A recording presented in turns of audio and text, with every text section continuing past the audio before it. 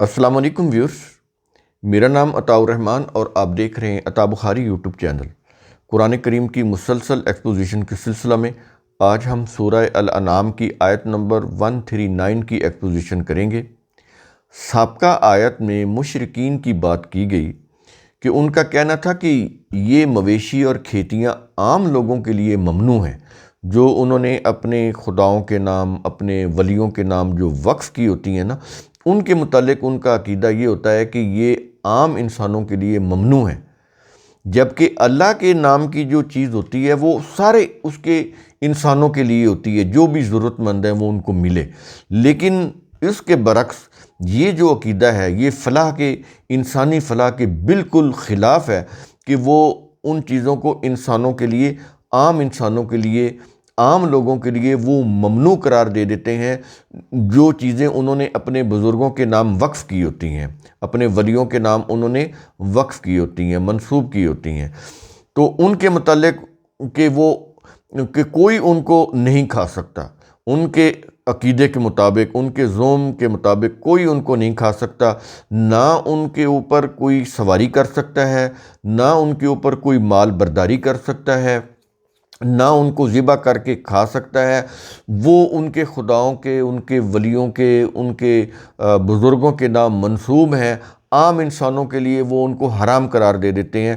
قرآن کی روح سے یہ قطعاً حرام ہے، یہ چیزیں جتنی بھی وہ کر رہے ہیں۔ تو یہ جتنی بھی چیزیں، یہ جتنے بھی عقائد ہیں جو انہوں نے بنائے، قرآن کے بالکل برعکس ہیں، قرآن کے بھی برعکس ہیں اور انسانیت کے بھی خلاف ہیں۔ یہ چیزیں تو انسانی ضرورتوں کو پورا کرنے کے لیے ہونی چاہیے تھی، ضرورت مندوں کی ضرورتوں کو پورا کرنے کے لیے ہونی چاہیے تھی۔ انہوں نے ان کو اپنے مذہبی پیشواؤں کے لیے وقف کر دیا اور صرف ان کے لیے مخصوص کر دیا۔ تو اس لیے کہتا ہے کہ یہ جتنے بھی جھوٹے عقائد گھڑتے ہیں، اس کی انہیں جلد سزا ملے گی۔ یہ سابقہ آیت میں بات ہوئی۔ اب ہم آتے ہیں موجودہ آیت پر، سورہ الانعام آیت نمبر 139۔ انہی مشرکین کا آگے کال چل رہا ہے، کیا یہ رہا ہے؟ وقالو، اور ان مشرکین کا یہ بھی کہنا تھا، کیا یہ رہا ہے کہ ما فی بطونی ہذہ الانعام، ان خاص جانوروں کی پیٹوں میں جو بچے ہیں، ان کی پیٹوں میں جو بچے ہیں، کیا ہے؟ کہتا ہے کہ خالصۃ لذکورنا، وہ صرف ہمارے مردوں کے لیے مخصوص ہیں، یعنی صرف ہمارے مردوں کے لیے حلال ہیں، وہ عورتوں کے لیے حلال نہیں ہیں۔ جو ان جانوروں کے پیٹوں میں جو بچے ہیں نا، جو پیدا ہونے ہیں، وہ اگر وہ زندہ بچے ہیں تو وہ ہمارے مردوں کے لیے مخصوص ہیں۔ یعنی یہ توہم پرستی پر مبنی ان کا ایک عقیدہ تھا، جس کو قرآن کریم یہاں پر بیان کر رہا ہے۔ اور اگلے الفاظ ہیں، کیا یہ رہا ہے؟ وَمُحَرَّمٌ عَلَىٰ أَزْوَاجِنَا، جبکہ ہماری عورتوں یعنی بیویوں پر حرام ہے۔ ان جانوروں کے پیٹوں میں جو زندہ بچے ہیں وہ تو ان کے مردوں کے لیے ہیں، یعنی یہاں پر انہوں نے نا عورتوں اور مردوں میں ایک ڈسکریمنیشن پیدا کی ہوئی تھی کہ زندہ ہیں وہ بچے ان کے پیٹوں میں، جانوروں کے پیٹوں میں، تو وہ تو ان کے مردوں کے لیے حلال ہیں، وہ انہی کے لیے مخصوص ہیں، لیکن ہماری جو عورتیں ہیں ان کے لیے وہ حرام ہے، ان کے لیے وہ حلال نہیں ہے۔ اس کے بعد اگلے الفاظ ہیں، کیا یہ رہا ہے؟ وَإِن يَكُن مَيْتَةً، لیکن اگر کوئی بچہ مردہ پیدا ہو تو اس صورت میں کیا ہے؟ اس صورت میں کیا یہ رہا ہے کہ فَهُمْ فِيهِ شُرَكَاءُ، تو وہ سب مرد اور عورت اس کے کھانے میں شریک ہو سکتے ہیں۔ بچہ اگر زندہ ہے، زندہ پیدا ہوا ہے، تو وہ صرف مردوں کے لیے مخصوص ہے، ان کے لیے حلال ہے، عورتوں پر حرام ہے۔ لیکن اگر کوئی بچہ مردہ پیدا ہو جائے ان جانوروں میں سے جو انہوں نے مخصوص کیے ہوئے ہیں، تو وہ سب مرد اور عورت اس کے کھانے میں شریک ہو سکتے ہیں۔ یہ ان کا ایک توہم پرستی پر مبنی عقیدہ ہے، جس کو قرآن کریم یہاں پر لا کر رد کر رہا ہے۔ اس کے بعد یہ چیز، ان کا یہ عقیدہ بیان کرنے کے بعد قرآن کریم کیا یہ رہا ہے؟ سَيَجْزِيهِمْ وَصْفَهُمْ، ان کی ایسی من گھڑت باتوں کی اللہ انہیں جلد سزا دے گا۔ جو بھی یہ اس طرح کے عقائد انہوں نے پیش کیے ہیں، بنائے ہیں، گھڑے ہیں، لوگوں کے سامنے پیش کر رہے ہیں، اللہ جلد انہیں ان کی سزا دے گا۔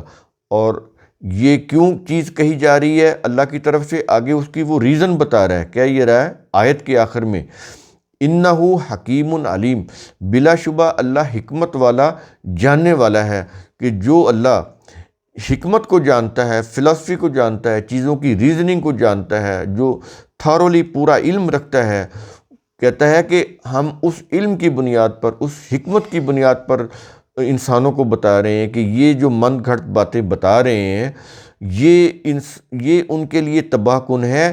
اس چیز اگر یہ باز نہیں آئیں گے تو انہیں اس کی جلد سزا ملے گی، اور اللہ کے ہاں جو جلد ہے وہ ہمارے جلد ہونے کے بالکل برعکس ہے۔ ہمارے ہاں تو ٹائم کیلکولیٹڈ ہوتا ہے نا، 24 گھنٹے کا، دن رات، منٹ، سیکنڈز، گھنٹے، لیکن اللہ کے ہاں جو جلدی ہے وہ اس کے لحاظ سے ہے۔ آج بھی یہ دیکھیں کہ کرے جو ہیں وہاں پر ٹائم کی کیلکولیشن مختلف ہے، زمین پر کچھ اور ہے، باقی کروں کے اوپر کچھ اور ہے، مریخ پر کچھ اور ہے۔ تو اسی طرح ہر کرے، اللہ کے ہاں جو ٹائم ہے وہ اس کا ایک اپنا ایک پیمانہ ہے کہ اس کے ہاں جلدی کب آتی ہے۔ تو یہ جو چیزیں ہیں ان آیات کے اندر، شرک کو جس انداز سے کنڈم کیا گیا ہے، مشرکین کا جو مائنڈ سیٹ بتایا گیا، ان کے عقائد کو جس انداز سے ان کا رد کیا گیا ہے، یہ بڑے قابل غور ہیں۔ ان کے اوپر سوچنے سمجھنے کی ضرورت ہے۔ ان کو سوچیں سمجھیں کہ آخر یہ چیزیں قرآن کریم کیوں کہہ رہا ہے۔ یہ اس لیے کہہ رہا ہے کہ اگر اس قسم کے عقائد رکھے جائیں گے، یہ جو شرکی عقائد ہیں جو زیادہ تر توہم پرستی پر مبنی ہوتی ہیں، اس سے انسانی ترقی رک جاتی ہے، انسان آگے نہیں بڑھتے، ایک جگہ کے اوپر جامد ہو جاتے ہیں، ان کی سوچ ایک جگہ کے اوپر جامد ہو جاتی ہے، تو وہ پروگریسو مائنڈ سیٹ کے حامل نہیں بنتے۔ اس لیے وہ انسانوں کو سمجھا رہا ہے کہ یہ جو توہم پرستی ہے، یہ جو دقیانوسی خیالات ہیں، یہ جو مذہبی عقائد ہیں، ان سے اپنے آپ کو نکالیں، ان کو سمجھیں کہ یہ باطل ہیں، اور جو صحیح جو چیزیں ہیں، جو حق ہے، اس کو اڈاپٹ کریں، اس کو سمجھیں اور اس کو اڈاپٹ کریں۔ اس سے یہ ہوگا کہ انسانوں کی ترقی اور خوشحالی وہ ممکن ہو سکتی ہے۔ اگر انسان انہی شرکیہ باتوں میں پڑے رہیں تو پھر حقائق کی دنیا میں